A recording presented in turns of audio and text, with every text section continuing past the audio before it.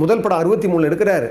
தெய்வத்தாய், அதற்கப்புறம் நான் ஆணையிட்டால், அதுக்கப்புறம் காவல்காரன், அதுக்கப்புறம் கண்ணன் என் காதலன், அதுக்கப்புறம் ரிக்ஷாக்காரன், அதுக்கப்புறம் இதயக்கனி.